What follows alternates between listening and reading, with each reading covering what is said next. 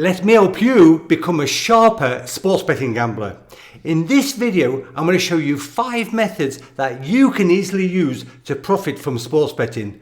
I'm Tony from Betting Analyst. Let's crack on. So tip number 1, the motivation factor in football is often overrated. Take the recent Champions League as an example, the final round. Teams like Manchester City, Real Madrid and Bayern didn't need any points. They were already through as the top of the group. So they didn't have nothing to play for on paper. Nevertheless, they still used their top players. Harry Kane still got the goal that beat Manchester United for Bayern, right? You know, that's just one aspect. Look at the Europa League results. You've got Atalanta. They won despite not needing the points. Bayer Leverkusen, exactly the same. So don't automatically believe because a team needs the results and the other team doesn't, that it's going to work out that way, right? They're often overbets, and you see this also in other stuff like EFL Cup. If you look at EFL Cup, a lot of these top teams to use their second tier players to actually play in this competition.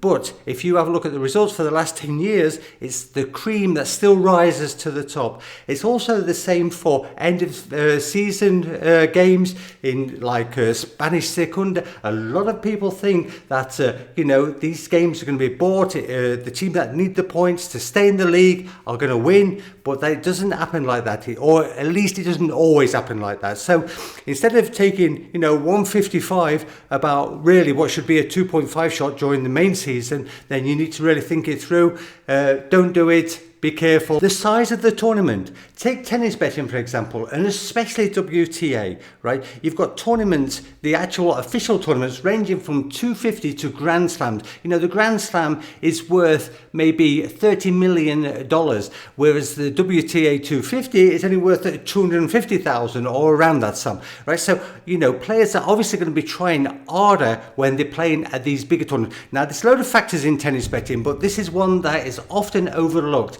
And the reason being is that, people see that these big players turn up at these small tournaments and they expect them to do well. And so they start using like historical odds. They go through old matches, what they played last year, but they seem to forget that they were maybe at tournaments that were worth 3 or 4 million, right? A number 5 player at a top tournament might be suspect against a number 25. Tip number 3. When games are playing, right, they're actually in play, the league has started, start watching for things that are going to affect the next game. So, for example, it could be a red card to a key player. It could be a 5th yellow card, meaning they're not going to be playing in the next game. Or, a bad injury. Now, this doesn't just apply to football. I am sort of thinking with that in mind. But the basis of the story is that during the play, right, something's going to change and that player is going to be missing from the next game. What you can do then is go over to the bookmaker site quickly. You probably got about 15 or 20 minutes before the odds start to change, when realization comes to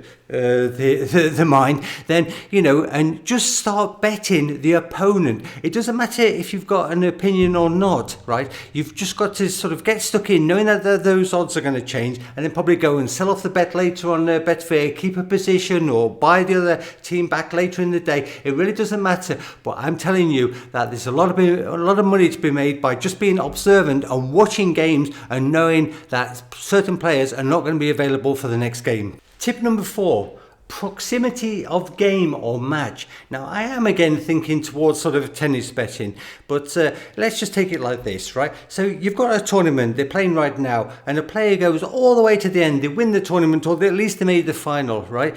The chances are that they're not going to be well prepared for the next tournament. This is often underrated, that this has such an effect. They see that this player is in great form, that he's just won this tournament, and all of a sudden they think they're going to carry on winning the next week. This fatigue comes into it. This is the travelling. There's the lack of preparation. There's so many different things involved with tennis betting. Also, all the sports betting, got to think about the distances travelled, whether they're changing time zones. Look at the players' social media, and you'll start to see when did they arrive, have they been playing. And it could also work contra in the aspect that if a player went out of a tournament early, then they've flown to the next tournament to prepare, and so they probably had 2 or 3 days more preparation, and that could be a massive advantage. So think of that, because it is a massive factor and one that is often overlooked. So tip number 5, Proportional scoring in play. Now, you can imagine this more sort of applies to things like NFL, NBA, sports such as that, yeah, where, they're expecting quite big totals. Now, imagine a team is, cruising, or they've got a nice lead, right? They don't need to play this out to the finish. They're going to try to kill the game. So that proportional betting starts to fall down, So we did a game recently. We bet San Francisco against the Ravens, and it was, they were winning 28 13 or something like that. She had 41 points, and we needed 42 points to collect the bet, right? There was still the actual fourth quarter to play, most of it at least, right? But we knew, we could just see the change in attitude. All they were going to do is try to kill the game, try to save it, right? So, proportional scoring doesn't work. If teams are still playing for something, if they're not just trying to kill the game, fair enough, but be very wary about just thinking to yourself that there's 40 points in the game, they're going into the final quarter, or they're going into the final period, and, you've got to start, there's still going to be the same amount of points, right? It doesn't always work that way. Bear that in mind. Those are the 5 tips that I wanted to share with you today, and all I want to say for now is that you're through to bootcamp again. Keep your ear for more tips like this. Give us a like, subscribe to the channel if you want more. See you soon in the next one. Bye bye.